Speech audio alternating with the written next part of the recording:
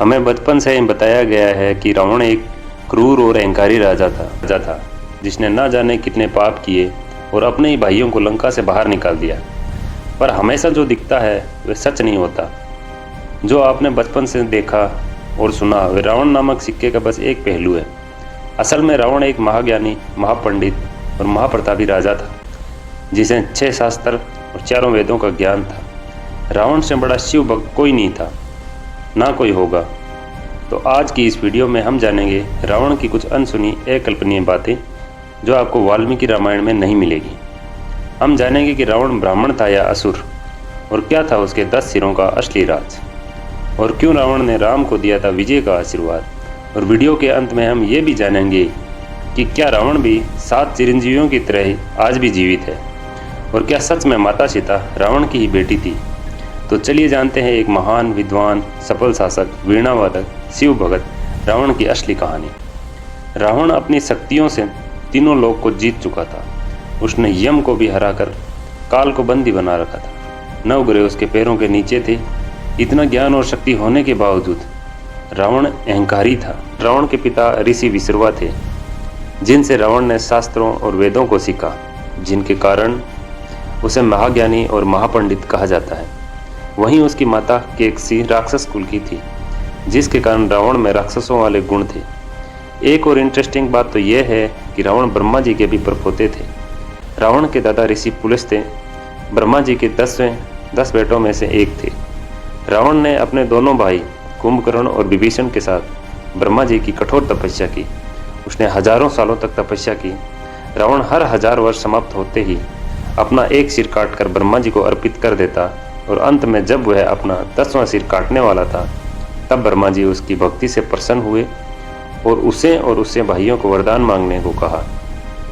रावण ने अमरता का वरदान मांगा, पर ब्रह्मा जी ने यह कहते हुए मना कर दिया कि यह सृष्टि के नियमों के अनुकूल नहीं है। तब रावण ने वरदान मांगा कि उसे दानव, देवता, किन्नर, नाग कोई ना हरा सके। और अपने अहंकार में रावण ने मनुष्यों और वानरों को तुच्छ समझते हुए उनसे सुरक्षा नहीं मांगी, और इसी कारण यही उनके अंत का कारण बने। ब्रह्मा जी ने उसे वरदान देते हुए उसे 10 सिर भी उसे वापस लौटा दिए, और अमरता के लिए अमृत विला दिया जो रावण की नाभि में था, और उसे चेतावनी दी कि यह अमृत विला सिर्फ अग्नि बाण से ही सुखाया जा सकता है, जो केवल श्री हरि विष्णु के पास है, तो तुम उनसे दुश्मनी मोल ना लेना। अब इसके बाद ब्रह्मा जी ने कुंभकर्ण को वरदान मांगने को कहा। कुंभकर्ण इंद्रासन यानी कि देवों का आसन मांगने वाला था, पर देवों के चाल से माता सरस्वती कुंभकर्ण की जीभ पर विराजमान हो गई और इंद्रासन की जगह निद्रासन का वरदान मांग लिया। अंत में विभीषण ने आजीवन प्रभु की सेवा और भक्ति करने का वरदान मांगा, जिससे ब्रह्मा जी प्रसन्न हुए और उसे यह वरदान खुशी खुशी दे दिया। रावण शिव का बहुत बड़ा भगत था, और एक बार शिव भक्ति में लीन रावण ने शिव को सीधे लंका ले जाने का सोचा और कैलाश पर्वत को अपनी भुजाओं से उठा लिया। और जब रावण ने ऐसा किया तो शिव क्रोधित हो उठे और अपने अंगूठे से पर्वत को दबा दिया। रावण पर्वत के नीचे दब गया और दर्द से चिल्लाने लगा। तब उसे अपनी गलती का एहसास हुआ और उसने अपनी भक्ति दिखाते हुए अपने हजारों हाथों में एक हाथ को तोड़ा और उसकी नसों से तार बनाकर उसे वीणा बजाने लगा। यही वह समय था जब रावण ने शिव को प्रसन्न करने के लिए शिव तांडव स्रोत लिखा था, जिसे आज भी दुनिया शिव को प्रसन्न करने के लिए गाती है। रावण की भक्ति से शिव प्रसन्न हुए और उसे अपनी चंद्रहास तलवार दी, और तब से रावण को ही सबसे बड़ा शिव का भक्त माना जाता है। क्या रावण के सच में 10 सिर थे? इसे लेकर शास्त्रों में अलग अलग कहानियां मिलती है। कहा जाता है कि रावण को 6 शास्त्र और 4 वेदों का संपूर्ण ज्ञान था, जिसके कारण उसे दशानन या 10 सिर वाला कहा जाता है। वहीं दूसरी ओर कुछ जगहों पर यह लिखा मिलता है कि रावण के पिता ने उसे 9 मणि वाली एक माला दी थी, जिसके कारण रावण के 10 सिर प्रतीत होते थे। रावण के 10 सिर उसके चरित्र को दर्शाते हैं। ये 10 सिर है काम, क्रोध, लोभ, मोह, मद से अहंकार, और उसके सभी सिरों को संतुलित रखते हैं मुख्य 3 सिर, बुद्धि, मनस और चित्त। राम सेतु बनाने के लिए राम ने यज्ञ किया, और यज्ञ कराने के लिए ब्राह्मण की जरूरत थी, और उस समय रावण से बड़ा कोई ज्ञानी ब्राह्मण और कोई नहीं था। इसलिए राम ने रावण को आमंत्रण भेजा और रावण ने यज्ञ में भाग लिया। कहा जाता है कि यज्ञ में पति पत्नी साथ में बैठना होता है, जिसके कारण रावण ने सीता माता को मुक्त कर यज्ञ में शामिल किया था। लेकिन कुछ जगहों पर यह लिखा मिलता है कि रावण ने सीता को मुक्त नहीं किया था, बल्कि उसकी एक मूर्ति बनाकर पूजा में बिठाया था। और पूजा समापन होने के बाद राम ने रावण से जीत का आशीर्वाद मांगा और रावण ने उसे खुशी खुशी राम को विजय का आशीर्वाद प्रदान किया। कहा जाता है कि रावण को अपनी मृत्यु का पहले से ही ज्ञान था और उसने ही अपनी मृत्यु का जाल रचा था। पर उस सत्य को जानने से पहले हम रावण के जन्म की असली कहानी को जान लेते हैं। जय और विजय ये विष्णु के वैकुंठ लोक के 2 द्वारपाल थे और जब ब्रह्मा जी के 4 पुत्र विष्णु के दर्शन करने के लिए पहुंचे, तब जय और विजय ने उन्हें यह कहकर रोक दिया कि यह अभी विष्णु जी के आराम का समय है, जिससे क्रोधित होकर संत कुमारों ने उन्हें श्राप दिया कि उन्हें वैकुंठ लोक का त्याग करना होगा। और उनके श्राप से विष्णु जी भी सहमत हुए और उन्हें 2 विकल्प दिए कि या तो वे पृथ्वी पर विष्णु के भगत के रूप में 7 बार जन्म ले या 3 बार विष्णु के दुश्मन के रूप में जन्म ले। विष्णु जी से जल्दी जल्दी मिलने के लिए उन्होंने 3 बार उनका दुश्मन बनना स्वीकार किया और पहले जन्म में वे हिरण्याक्ष और हिरण्यकश्यप के रूप में जन्मे। हिरण्याक्ष को विष्णु के वराह अवतार ने मारा और हिरण्यकश्यप को नरसिंह अवतार ने। दूसरे जन्म में रावण और कुंभकर्ण के रूप में जन्मे, जिन्हें विष्णु के अवतार राम अवतार द्वारा मारा गया। तीसरे जन्म में शिशुपाल और दंतवक्र के रूप में जन्मे, जिन्हें श्री कृष्ण द्वारा मारा गया। माना जाता है कि माता सीता रावण की मृत्यु का कारण बनी, पर यह पूरी तरह सच नहीं है।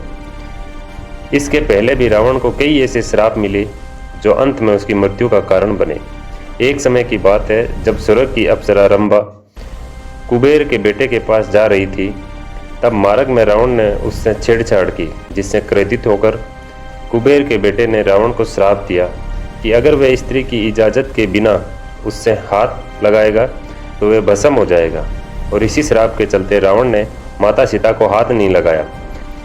दूसरा यह कि रावण अपनी अहंकार और जीतने की चाह में कई राजा महाराजाओं को मारता गया और जब उसने 21वें रघुवंशी राजा अंद्रण्य को मारा तो अंद्रण्य ने उसे श्राप दिया, मेरे ही वंश के राजकुमार द्वारा तुम मारे जाओगे।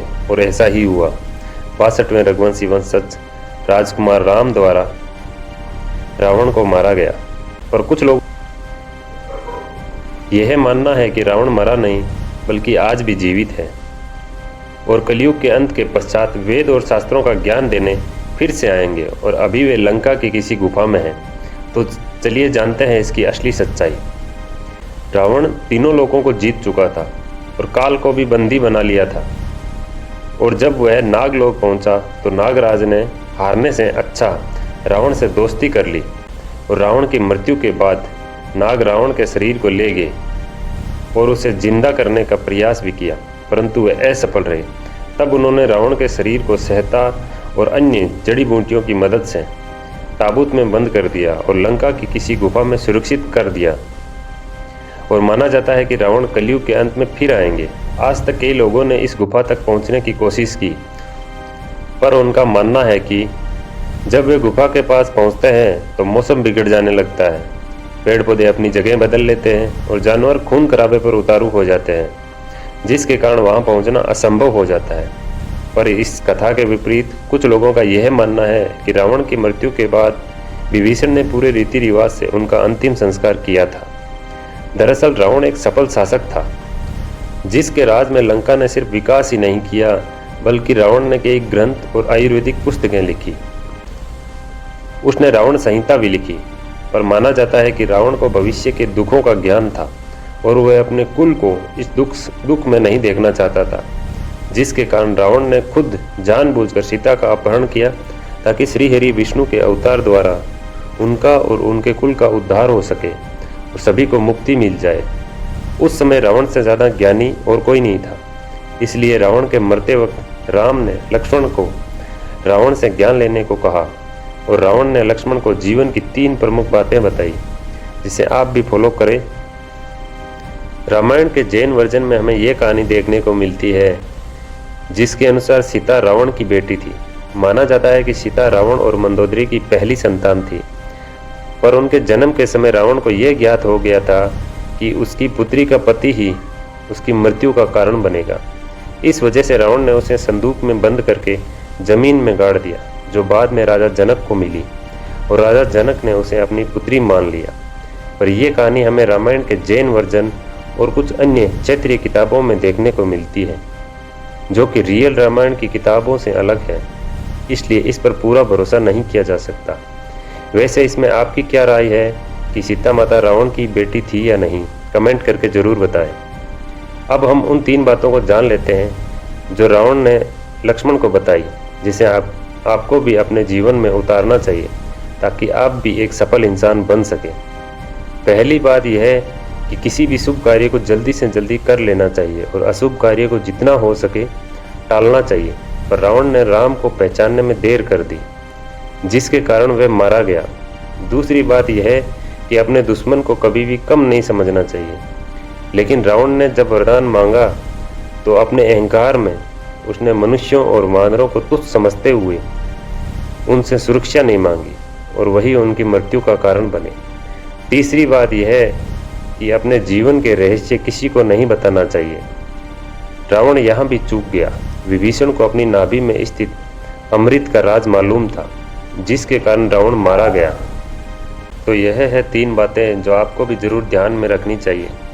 रावण सिर्फ एक राक्षस नहीं था। माना कि उसने लंका को अपने बड़े भाई कुबेर से छीन ली थी, पर फिर भी रावण के काल में लंका ने सिर्फ विकास देखा, जिसके कारण आज भी लंका और भारत में कई जगहों पर रावण के मंदिर उपस्थित हैं और उसे आज भी पूजा जाता है। रावण एक महान चिकित्सक और आयुर्वेदाचार्य भी थे और उन्हें भविष्य की बीमारियों का पहले से ज्ञान था और इसी वजह से उन्होंने आयुर्वेद पर 7 पुस्तकें लिखी थी।